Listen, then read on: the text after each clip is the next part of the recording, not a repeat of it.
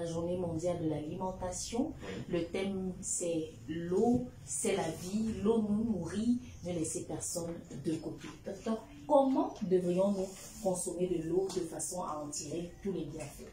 Je vous remercie pour la question et je vous souhaite à tous la bienvenue. Merci de communiquer sur cet aspect qui est très important parce que nous sommes emplis d'eau. Pour trouver une molécule d'eau autre que l'eau, il faut avoir bousculé 99 molécules dans le corps. Donc nous sommes des êtres aqueux. Nous naissons dans un environnement aqueux, le placenta, et nous sommes faits principalement d'eau. Donc c'est extrêmement important de tenir une place primordiale à la qualité de l'eau que nous consommons. Comment consommer de l'eau? La meilleure façon de consommer de l'eau est de la consommer à jeun, sur un estomac vide, afin qu'elle diffuse le plus rapidement possible, qu'elle nettoie notre corps et notre tube digestif de la bouche jusqu'au rectum.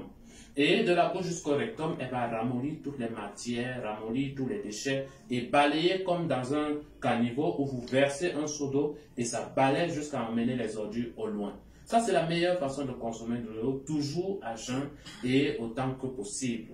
D'accord? Et ensuite, il faut aussi parler de la qualité de cette eau. Donc, il ne faut pas boire de l'eau dans les repas.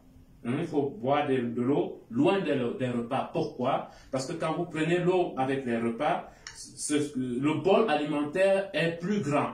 Et ça fait que votre corps va se dépenser beaucoup pour fabriquer les sucs digestifs qui seront nécessaires pour votre digestion. Quelle est la quantité d'eau recommandée par jour? La quantité d'eau ne peut pas être fixée parce que chaque individu est différent. Même parmi les enfants, tous les enfants ne se valent pas. Il y a des enfants qui urinent beaucoup et d'autres qui n'urinent pas. Il y a des gens qui font du sport et des gens qui n'en font pas. Quelqu'un qui fait du sport, il va boire un peu plus parce qu'il va suer, il va uriner, etc.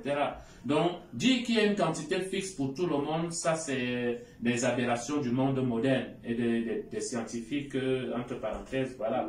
Donc, il faut boire de l'eau quand on en a besoin parce que immédiatement le corps a des enzymes et des processus qu'il met en place pour vous dire que j'ai soif. Prendre de l'eau.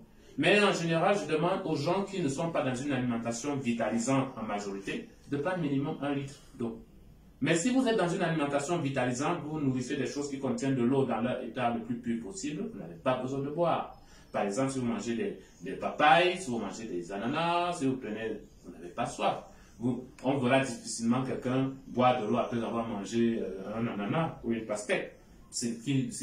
Donc, il faut adapter la soif aux besoins de chacun. Il faut s'écouter. Est-ce que j'ai soif? Est-ce que j'ai pas soif? Je ne vais pas me forcer à boire de l'eau si j'ai pas soif. Alors, qu'est-ce qui se passe lorsqu'on prend, par exemple, on est habitué, lorsqu'on mange un repas, à boire une bière, à boire de l'eau glacée? Qu'est-ce qui se passe? Quels sont les risques? Est-ce que c'est recommandé de boire, par exemple, de l'eau glacée? C'est incroyable. C'est incroyable parce que l'humain est le seul animal sur Terre qui boit pendant ses repas. Vous voyez? L'humain est le seul animal qui boit autre chose que de l'eau. Tous les autres animaux ne prennent pas de bière, ne prennent pas des choses glacées. L'eau glacée est venue avec les temps modernes, avec l'invention du frigidaire et autres. Il faut bien se le mettre dans la tête. Donc, ce sont des choses qui ne sont pas nécessaires quand vous buvez par exemple de l'eau glacée. Au lieu que le corps reçoive une eau qui est à une température proche de la sienne, c'est-à-dire autour de 37, il reçoit une eau à une température très très basse. Il va dépenser énormément d'énergie pour ramener cette température à la température du corps. D'un. De deux, il va scléroser le système cardiovasculaire. Il va faire en sorte que les veines vont se scléroser, les veines vont se durcir. Si les veines durcissent, le sang ne circule plus bien.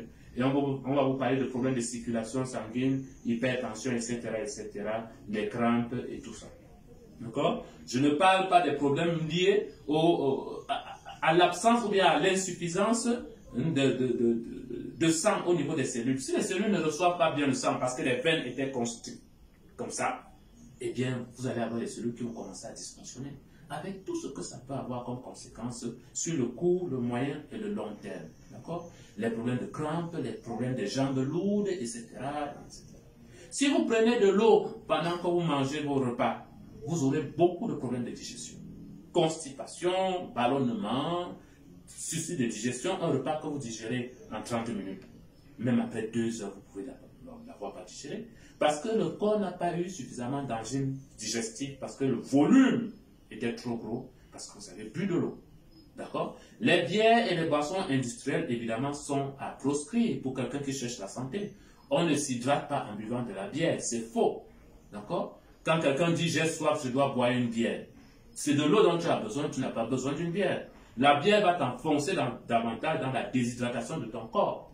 Parce que éliminer la bière va nécessiter au corps d'appeler ces stocks d'eau qu'il avait intelligemment travaillé et stocké dans les organes. Il va appeler ce stock d'eau-là pour diluer la bière afin qu'elle ne nuise pas beaucoup à ton corps. Quand on parle de la bière, c'est de l'alcool et les autres conservateurs chimiques qu'on met dans ces boissons industrielles. Donc ce sont des choses pour lesquelles il faut faire très très attention et pour lesquelles on dit que l'eau, c'est la première boisson. L'eau, c'est la vie, dit-on. Merci. Dr. Can we try something in English? Yes, of course. Yes.